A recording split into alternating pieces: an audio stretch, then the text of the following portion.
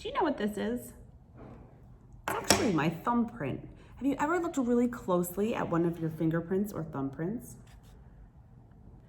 Fingerprints are really special because they're unique to you. So that means no one else in the whole world has the same exact fingerprint as you. Even identical twins have different fingerprints. The ridges in our fingers are really important. They help us grip things. So it helps me hold on to this magnifying glass. And if I didn't have it, it could slip right out of my hand. Now, even though no two people have the exact same fingerprint, there are certain things that run in different families. Some examples of some fingerprint patterns. And as you can see, these lines help make up the characteristics of making up your unique fingerprint. So sometimes the lines could be closer together or further apart. Here are some basic patterns like the arch or a whorl. You can see there's a circle and a loop.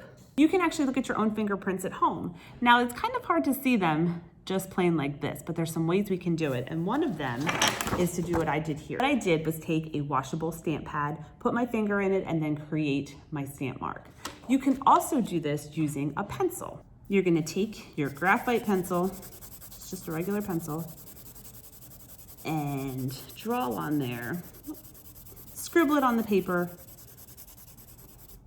and then you'll take your finger and rub it to make it gray.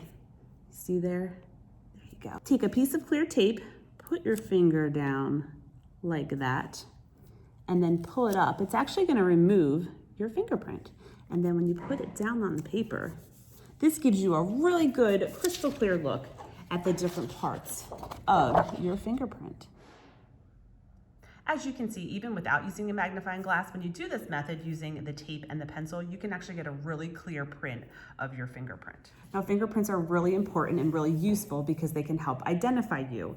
Everyone has their own unique fingerprint. That one matches up to one person. But today, we are going to use fingerprints to create artwork. And I'm going to show you some of the books in our library system that can help give you some more ideas at how you can do this. This book here is part of the Let's Make Art series. It's called Art with Your Hands and Feet. And they actually have a lot of great ideas of how to create artwork using your fingers. Another author who does a lot of great drawing books, such as this book called Make a World, is Ed Emberley, and I love doing his artwork. I think they're really great, and it goes step by step of how to create things. We do have a couple of his fingerprint drawing books in our catalog that you could check out and see. So we're gonna create some from this book, and the great thing about these is it goes step by step of how to do the print and then what to draw on it to make it into different things. If you want your artwork to be very colorful, one thing you will need is various washable ink pads in different colors. You could also do it using the pencil method like we did before, but this will create more color in your artwork. If you don't have that, you could use paint and do a very light coat of paint and then put it down. You'll still get the general shape, however, an ink pad's gonna give you much more detail in your fingerprint. You'll also need paper and pens or markers to add the features to your fingerprints. So from our book, Art with Hands and Feet, we're gonna create an art project called Faces in the Crowd. This is a really fun one, which is just basically a bunch of different faces or emojis all over. And the first thing you're gonna do is to create lots of different fingerprints in different colors. Now, once we have this and it's dried, now is the time where you get to add the fun part, all the little details. So what I'm gonna do is just use my marker, and this is as creative as you wanna be. The books give you a lot of good jumping off points and examples, but you can do whatever you want to with this.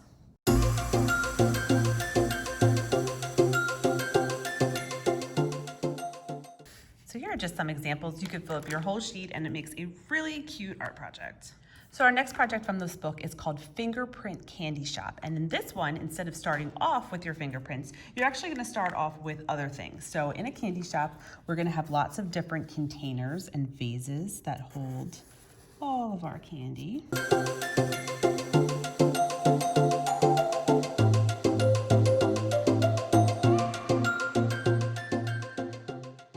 This next project comes from one of Ed Emberley's fingerprint drawing books, and I really love his books. I think kids will really like to use them because it goes step by step. So it tells you what to add in each step to get from the beginning to the final product. So we are going to create a mouse holding balloons, which is super adorable.